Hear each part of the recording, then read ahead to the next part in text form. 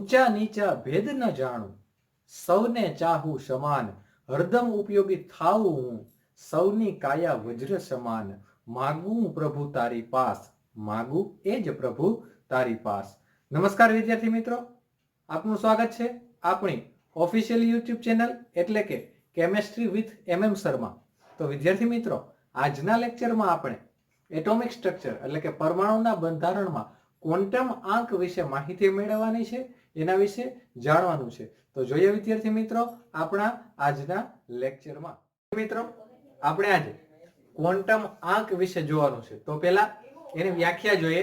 Quantum આંક કોને કહેવાય? તો કે कोईपण परमाणु में रहेल इलेक्ट्रॉन ने, कोईपण परमाणु में रहेल इलेक्ट्रॉन ने आप जानो छो परमाणुना मूलभूत बंधारणीय घटक तरीके प्रोटॉन, इलेक्ट्रॉन अने न्यूट्रॉन छे। एमां परमाणु में रहेला इलेक्ट्रॉन ने व्याख्यायित करवा माटे, इलेक्ट्रॉन नी माहिती आपवा माटे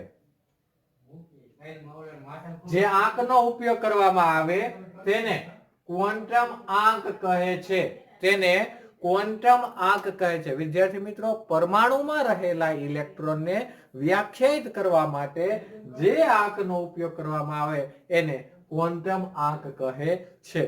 तेना चार प्रकारो छे। एमानो पहेलो प्रकार एटले के मुख्य क्वोंटम आंक, एटले के पहेलो प्रकार मुख्य क्वोंटम आंक, जेने इंग्लिश में कहेवाय प्रिंसिपल क्वोंटम नंबर, जेने इंग्लिश में कहेवाय प्रिंसिपल क्वोंटम नंबर, जेनी संज्ञा स्मॉल n छे। विद्यार्थी मित्रों, मुख्य क्वोंटम आंकनी संज्ञा स्मॉल n छे, मुख्य क्वोंटम आंकनी संज्ञा स्मॉल n छे। तेने बोहर वैज्ञानिके रजू करेल छे। मुख्य क्वोंटम आंकने बोहर नामना वैज्ञानिके रजू करेल छे। फरी पाछुं कहूं छुं विद्यार्थी मित्रों, मुख्य क्वोंटम आंकनी संज्ञा n छे, तेने प्रिंसिपल क्वोंटम नंबर कहेवाय, तेने बोहर वैज्ञानिके रजू करेलो छे। एना विषे माहिती मेळवीए तो मुख्य क्वोंटम आंकनी मददथी इलेक्ट्रॉननुं केंद्रथी अंतर अने कुल ऊर्जानुं मूल्य, इलेक्ट्रॉन थी केंद्रनुं अंतर अने कुल ऊर्जानुं मूल्य मेळवी शकाय। मुख्य क्वोंटम आंकनुं मूल्य शुं होय? आपणे प्रश्न थाय मुख्य क्वोंटम आंकनुं मूल्य शुं होय? तो विद्यार्थी मित्रों, शून्य सिवायनी धन प्राकृतिक संख्या, धन पूर्णांक संख्या, शून्य सिवायनी धन पूर्णांक संख्या। तो शून्य सिवायनी धन पूर्णांक एटले 1 2 3 4 अप टू शून्य सिवायनी धन पूर्णांक संख्या एटले 1 2 3 अप टू। त्यारबाद एमां आगळ परमाणुनी दरेक मान्य कक्षा ચોક્કસ સંખ્યાની કક્ષકો ધરાવે છે। પરમાણુની દરેક માન્ય કક્ષા ચોક્કસ સંખ્યાની કક્ષકો ધરાવે છે, જેને કયા સૂત્રથી? n² સૂત્રથી દર્શાવી શકાય, જેને n² સૂત્રથી દર્શાવી શકાય। ધારી લો કે તમારી પાસે માન્ય કક્ષા 1, તો n² એટલે 1 નો વર્ગ, એક કક્ષક। ધારી લો કે તમારી પાસે માન્ય કક્ષા 2, 4 કક્ષક। ધારી લો કે તમારી પાસે માન્ય કક્ષા 3, તો 9 કક્ષક। ધારી લો કે તમારી પાસે માન્ય કક્ષા 4, તો કેટલી કક્ષક થશે? 16 કક્ષક। વિદ્યાર્થી મિત્રો, તમારી પાસે પહેલી કક્ષા તો 1 કક્ષક, 2 કક્ષા તો 4 કક્ષક, ત્રીજી કક્ષા તો 9મી કક્ષક, ચોથી કક્ષા તો 16મી કક્ષક। કક્ષા 1 તો સામે કક્ષક 1, કક્ષા બીજી તો કક્ષક 4, कक्षा त्रीजी तो कक्षक 9, कक्षा चौथी तो कक्षक 16। सेना द्वारा दर्शाव्या? तो कि कक्षा में रहेली कक्षक ने n² सूत्रथी दर्शाव्या, n² सूत्रथी दर्शाव्या। फरी पाछू आ क्वोंटम आंक बोहर नामना वैज्ञानिके आपेलो छे। खरेखर तो मुख्य क्वोंटम आंक इलेक्ट्रॉन मान्य कक्षा दर्शावे छे, इलेक्ट्रॉन नी मान्य कक्षा दर्शावे छे। विद्यार्थी मित्रों, आप धोरण 9 में कक्षा अने कक्षक विषय भणीने आव्या। आप धोरण 9 में कक्षा अने कक्षक विषय भणीने आव्या छो। कक्षा आप बोलता K L M N, K L M N, एमां तमे बोलता 2 8 18 32 યાદ કરો તમે બોલતા 2 8 18 32 ઈ શું છે? 2 8 18 32 શું છે? એ આપણે ભણવાનું છે. પહેલી માન્ય કક્ષા જેને તમે કે કહેતા, બીજી માન્ય કક્ષા જેને એલ કહેતા, ત્રીજી માન્ય કક્ષા જેને એન એમ કહેતા, ચોથી માન્ય કક્ષા જેને શું કહેતા? એન. શેના વડે દર્શાવી શકાય? એની અંદર રહેલી કક્ષકો તો કે n સ્ક્વેર વડે. 1 નો વર્ગ 1, 2 નો વર્ગ 4, 3 નો વર્ગ 9, 4 નો વર્ગ 16. તો હવે તો કોઈ પણ કક્ષકમાં સમાવિષ્ટ ઇલેક્ટ્રોનની સંખ્યા કેટલી હોય? 2. કોઈ પણ કક્ષકમાં સમાવિષ્ટ ઇલેક્ટ્રોનની સંખ્યા કેટલી હોય? 2. તો પહેલી કક્ષામાં કક્ષક કેટલી? 1.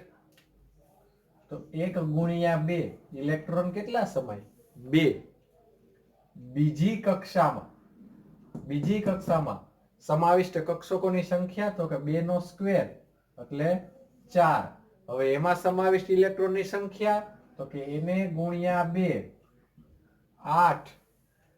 ત્રીજી કક્ષામાં સમાવિષ્ટ કક્ષકની સંખ્યા તો કે n સ્ક્વેર 3 નો વર્ગ એટલે 9. એમાં સમાવિષ્ટ ઇલેક્ટ્રોનની સંખ્યા into 2 એટલે 18. ચોથી કક્ષામાં સમાવિષ્ટ કક્ષકોની સંખ્યા n સ્ક્વેર એટલે 16. એમાં સમાવિષ્ટ ઇલેક્ટ્રોનની સંખ્યા ગુણ્યા 2 એટલે 32. તો હવે કઈ રીતે કક્ષકો સમાય? તો કે પહેલામાં s હોય એટલે 2, બીજામાં s અને p તો s 1 એટલે 2 ઇલેક્ટ્રોન, p માં 3 કક્ષક એટલે 3 દુ 6, 6 ને 2 કેટલા થયા? 8. ગણતા જ જઈએ સાથે.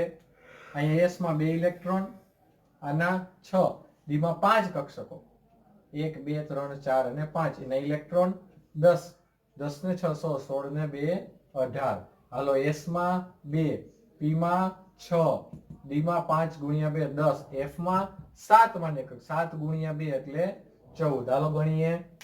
14 10 24, 24 ને 36, 30 ને 2 કેટલા થશે? 32 ઇલેક્ટ્રોન. તો વિદ્યાર્થી મિત્રો, પહેલી કક્ષામાં વધુ ને વધુ કેટલા ઇલેક્ટ્રોન સમાય? 2. બીજી માન્ય કક્ષામાં વધુ ને વધુ કેટલા ઇલેક્ટ્રોન સમાય? 8. ત્રીજી માન્ય કક્ષામાં વધુ ને વધુ કેટલા સમાય? 18. ચોથી માન્ય કક્ષામાં વધુ ને વધુ કેટલા સમાય? 32 ઇલેક્ટ્રોન. તો પહેલી કક્ષામાં કક્ષક કેટલી? પહેલી કક્ષામાં કક્ષક કેટલી? 1. બીજી કક્ષામાં કક્ષક કેટલી? તો કે n સ્ક્વેર વડે દર્શાવો 4. ત્રીજી કક્ષામાં કક્ષક કેટલી? 9. ચોથી કક્ષામાં કક્ષક કેટલી? 16. તો પહેલી કક્ષામાં ઇલેક્ટ્રોનની સંખ્યા 2. બીજી કક્ષામાં ઇલેક્ટ્રોનની સંખ્યા 8. ત્રીજી કક્ષામાં ઇલેક્ટ્રોનની સંખ્યા 18. ચોથી કક્ષામાં ઇલેક્ટ્રોનની સંખ્યા 32. તો આ k, આ l, આ m, n. એ વિદ્યાર્થી મિત્રો, તમે ધોરણ 9 માં આ ભણીને આવ્યા છો, જેની સાબિતી મેં તમને આપી. k, l, m, n 2 8 18 32 એ સાચું જ છે. તમે ભણીને આવ્યા એ સાચું જ છે. તમે ભણીને આવ્યા પણ એની સાબિતી આ રીતે હોય. ઘણી વખત માન્ય કક્ષાને કોષ વડે પણ દર્શાવાય. 1 2 3 4 k l m n એની વાત આપણે કરી. કોઈ પણ કક્ષકમાં સમાવી શકતા ઇલેક્ટ્રોનની સંખ્યા 2. કક્ષામાં સમાવતા ઇલેક્ટ્રોનની સંખ્યા શેના સૂત્ર વડે જાણી શકાય? 2n square. જોઈ લઈએ. દાખલા તરીકે પહેલી માન્ય કક્ષા 2n સ્ક્વેર, 2 ગુણ્યા 1 નો વર્ગ એટલે 2. હાલો બીજી માન્ય કક્ષા 2n સ્ક્વેર, 2 ગુણ્યા 2 નો વર્ગ એટલે 4. કેટલા ઇલેક્ટ્રોન? 8 ઇલેક્ટ્રોન. તો એ તો આપણે અહીં લખ્યું છે. બીજી કક્ષામાં 8. તો એ 2n સ્ક્વેર વડે જાણી શકાય. તો વિદ્યાર્થી મિત્રો, આ વાત થઈ મુખ્ય ક્વોન્ટમાંક કોણે આપ્યો, એ શું છે, કેવી રીતે રજૂઆત છે, ઇલેક્ટ્રોનને કઈ રીતે વ્યાખ્યાયિત કરે, એના વિશે આપણે માહિતી મેળવી. વિદ્યાર્થી મિત્રો, કોણીય વેગમાન ક્વોન્ટમાંક તો એને એઝીમિથ્યુલ ક્વોન્ટમ નંબર પણ કહેવામાં આવે. એને એઝીમિથ્યુલ ક્વોન્ટમ નંબર પણ કહેવામાં આવે છે. કોણીય વેગમાન ક્વોન્ટમાંક જેને સ્મોલ l દ્વારા દર્શાવાય, મુખ્ય ક્વોન્ટમાંક જેને આપણે સ્મોલ n વડે દર્શાવતા હતા, કોણીય વેગમાન ક્વોન્ટમાંક જેને સ્મોલ n વડે દર્શાવાય. આ ક્વોન્ટમાંકની શોધ સમરફિલ્ડ નામના વૈજ્ઞાનિકે કરેલ છે. આ ક્વોન્ટમાંકની શોધ સમરફિલ્ડ નામના વૈજ્ઞાનિકે કરેલ છે. હવે કોણીય વેગમાન ક્વોન્ટમાંકની મદદથી કક્ષકોના પ્રકાર અને આકાર, જો ફરી પાછું કહું છું વિદ્યાર્થી મિત્રો, કોણીય વેગમાન ક્વોન્ટમાંકથી કક્ષકોના પ્રકાર અને આકાર નક્કી કરી શકાય છે. કક્ષકોના પ્રકાર અને આકાર નક્કી કરી શકાય છે. તો કઈ રીતે? તો કે જોઈએ, l નું મૂલ્ય જ્યારે તમારી પાસે 0 હશે ત્યારે કક્ષક x s 1 હશે, ત્યારે કક્ષક p 2 હશે, કક્ષક d 3 હશે, કક્ષક f અપ ટુ કોઈ પણ માન્ય કક્ષા માટે કોણીય વેગમાન ક્વોન્ટમાંકના મૂલ્યો 0 થી n-1 સુધીની કેવી સંખ્યા? ધન પૂર્ણાંક સંખ્યા હોય. 0 થી n-1 સુધીની ધન પૂર્ણાંક સંખ્યા હોય. એટલે l બરાબર 0 થી અપ ટુ n-1. l બરાબર 0 થી અપ ટુ n-1. ફરી પાછું, કોણીય વેગમાન ક્વોન્ટમાંકની શોધ સમરફિલ્ડ નામના વૈજ્ઞાનિકે કરેલ છે. જેના મત મુજબ ઇલેક્ટ્રોન સતત વર્તુળાકાર માર્ગે ગતિ કરતો હોવાથી તે કોણીય વેગમાન ધરાવે છે. ઇલેક્ટ્રોન સતત વર્તુળાકાર માર્ગે ગતિ કરતો હોવાથી કોણીય વેગમાન ધરાવે છે અને તેને કોણીય વેગમાન ક્વોન્ટમાંક વડે સમજાવી શકાય. શું કીધું વિદ્યાર્થી મિત્રો સમરફિલ્ડે? કે ઇલેક્ટ્રોન સતત વર્તુળાકાર માર્ગે ગતિ કરતો હોવાથી તે કોણીય વેગમાન ધરાવે છે અને તેને કોણીય વેગમાન ક્વોન્ટમાંકથી સમજાવી શકાય. જોઈએ, જ્યારે n બરાબર 1 માન્ય કક્ષક આપેલી છે પહેલી, તો l બરાબરનું મૂલ્ય શું થશે? તો l નું મૂલ્ય શું થશે? તો કે 0 up to n-1.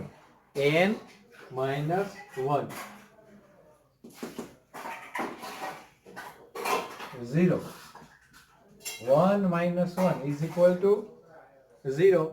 1 - 1 is equal to શું થઈ જશે? 0. તો l બરાબર શું મળશે?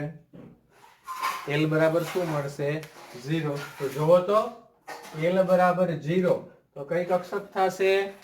l બરાબર 0 તો કઈ કક્ષક થશે? s કક્ષક. l બરાબર 0 તો કઈ કક્ષક થશે? s કક્ષક. હાલો એના પછી l बराबर 2 માટે आगे से चली आती है l is equal to 0 up to n-1. Hello 0 up to 2 - 1 is equal to 1. એટલે શું થઈ જશે? 0 અને 1. તો 0 એટલે કઈ કક્ષક? s કક્ષક. 1 એટલે કઈ કક્ષક? p કક્ષક. 0 એટલે કઈ કક્ષક? s કક્ષક. 1 એટલે કઈ કક્ષક? p કક્ષક. હાલો आगे से चली आती है n बराबर 3 માટે ફરી પાછું રિપીટ. l બરાબર 0 up to n-1. હાલો શું થશે? 0 up to 3-1. વિદ્યાર્થી મિત્રો 3-1 એટલે 2. તો શું થશે? l બરાબર 0 1 2. શું થશે? 0 1 2. તો 0 માટે S1 માટે P2 માટે D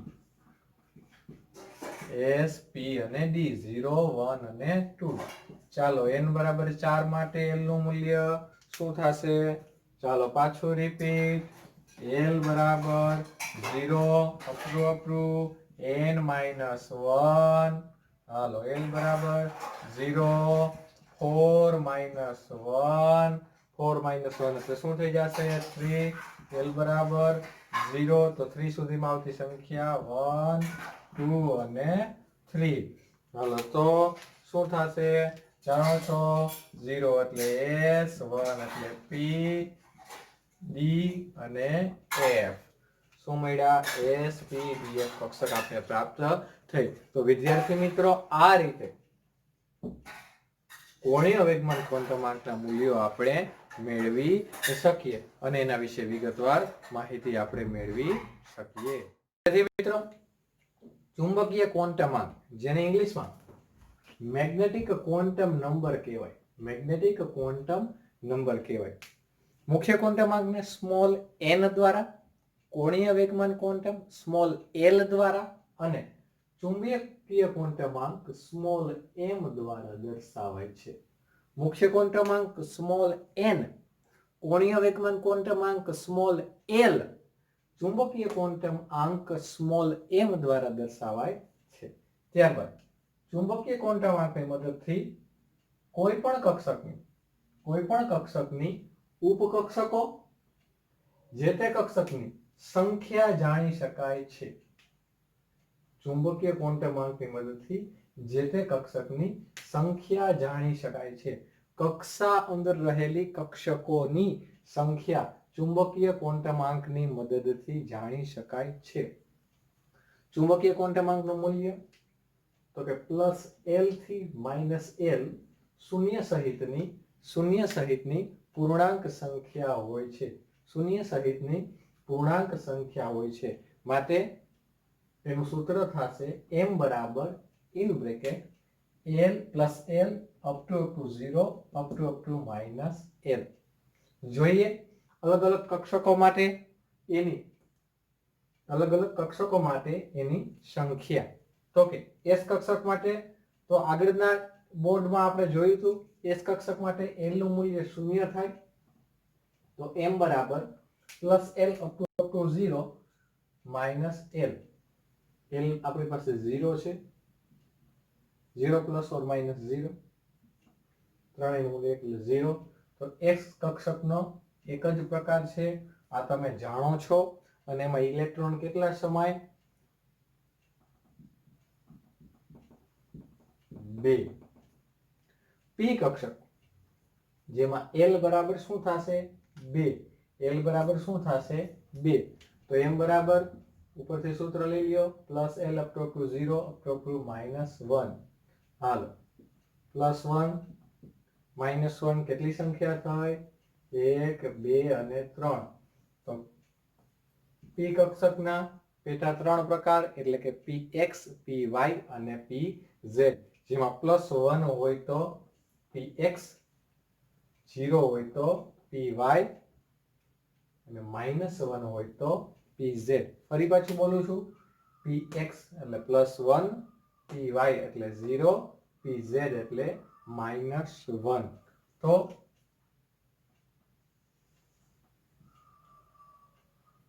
કેટલી કક્ષક થઈ 3 ઇલેક્ટ્રોનની સંખ્યા કેટલા ઇલેક્ટ્રોન 6 ઇલેક્ટ્રોન s માં કેટલા ઇલેક્ટ્રોન સમાય વધુમાં વધુ 2 ઇલેક્ટ્રોન p કક્ષકમાં વધુમાં વધુ કેટલા ઇલેક્ટ્રોન સમાય 6 ઇલેક્ટ્રોન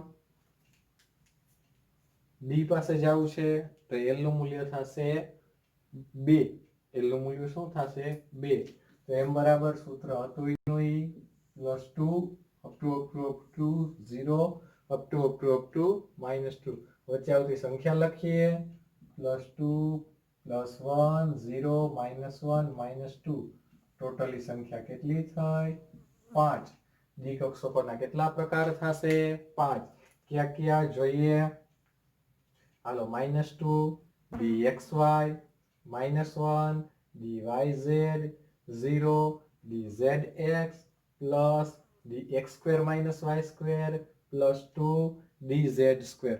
ફરી પાછું બોલું છું, -2 dxy minus 1 dyz 0 dzx plus 1 dx square minus y square plus 2 dz square.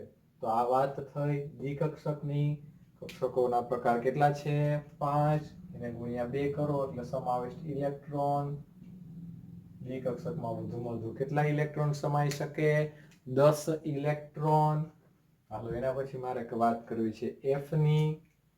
સૂત્ર ઈ મૂકો L બરાબર 3 અપ ટુ 0 અપ ટુ -3. વચ્ચે આવતી સંખ્યા મૂકો તો +3 +2 +1 0 -1 -2 -3. કેટલી સંખ્યા થઈ? 3 6 ને 7. તો F કક્ષકોના કેટલા પ્રકાર થશે વિદ્યાર્થી મિત્રો?